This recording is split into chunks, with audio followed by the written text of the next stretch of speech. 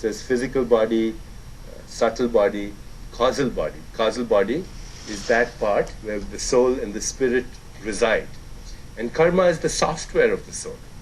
Every action that you perform, it creates memory.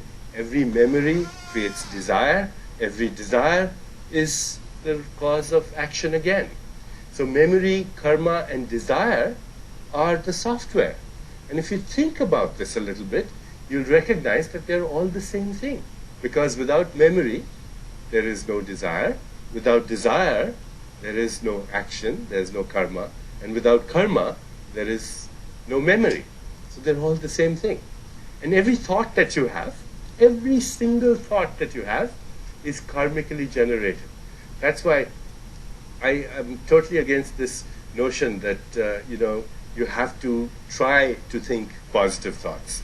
It's like telling somebody, don't think of pink elephants, and that's all they think about. You cannot try to have a positive attitude, but your attitude will change and your thoughts will spontaneously change if your choices are karmically appropriate, because it's those karmic choices that generate those thoughts. So every thought that you have is either a memory or a desire. Just keep this in mind. There are no other kinds of thoughts. Every thought that you have is either a memory or a desire. And that's another way of saying it's either an interpretation or a choice. And we are, in our essential state, that field of pure potentiality, we are infinite choice makers, infinite interpreters in every moment of our lives. We can get in touch with the software of our soul, and once we get in touch with the software of our soul through this conscious choice making, then from that level we can begin to generate all that we want. These two laws, the law of giving, the law of karma, are in a sense related, because giving is karma. It is creating the potentiality for space-time events in the future. So at this moment, I think we'll pause for a few minutes, think about this a little bit, and then proceed with the remaining laws of success.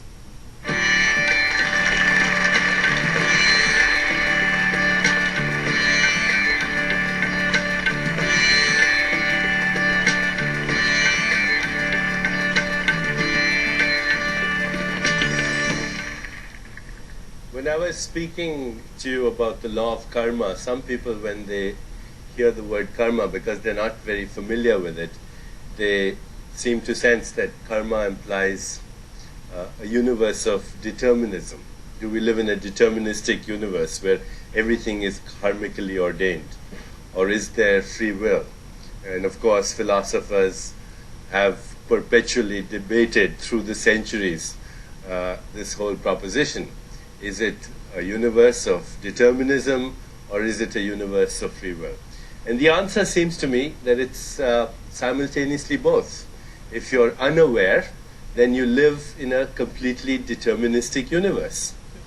And a lot of us are like that. We are Pavlovian models that salivate at the tinkle of a bell. And we are at the mercy of every passerby on the street. A compliment and we feel flattered, and an insult and we are wounded for the rest of our lives. And we call that freedom. So, it's not freedom. This is a deterministic universe if we are unaware. But if we are aware, and spirituality is nothing other than a progression into that domain of our awareness which is more aware, so that ultimately we become aware of awareness itself. And that's where we are all going, even those of us who are not trying, because evolution is the nature of life. But I want you to keep in mind that karma is in fact the ultimate affirmation of freedom. Let me read to you what Swami Vivekananda said about karma. He said, karma is the eternal assertion of human freedom. Our thoughts, our words and deeds are the threads of the net which we throw around ourselves. And the law of karma then leads to the next law, which is the law of least effort.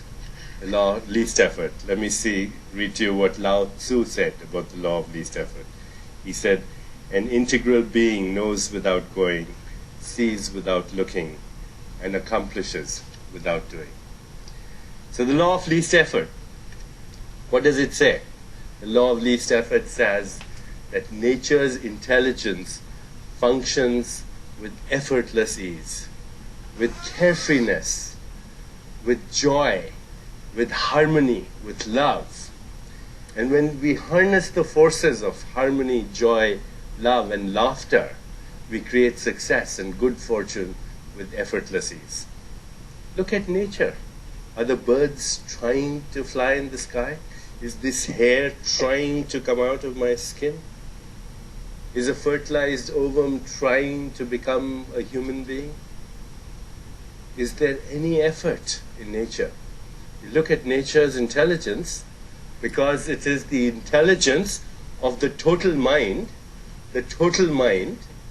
where there is generation of the creative process, organization in the dynamism of the stillness, and delivery. Every process of creation goes through those three elements: generation, organization, and delivery. That's why it's the total mind. And when you have access to the total mind, there is no question of effort. There can't be effort. The operating principle in nature is do less and accomplish more. And ultimately, if you're aligned with that mind, then you do nothing and accomplish everything. Look at there, it's happening. With that spontaneity, with that bliss, with that harmony, with that frictionless flow of intelligence, of information and energy that is simultaneously orchestrating everything. So the law of least effort then is a very important natural law. It is just the opposite of the law that we see operating in our universe today. Hard work, driving ambition, exacting plans to be so caught up in the certainty of the known. The known is a prison. It is the unknown which is the field of pure potentiality, the field that we need to step into. So, once again, how do we put this law into operation? How do we put the law of least effort into operation? There are three basic principles that we need to practice in order to put the law of least effort into motion. The first is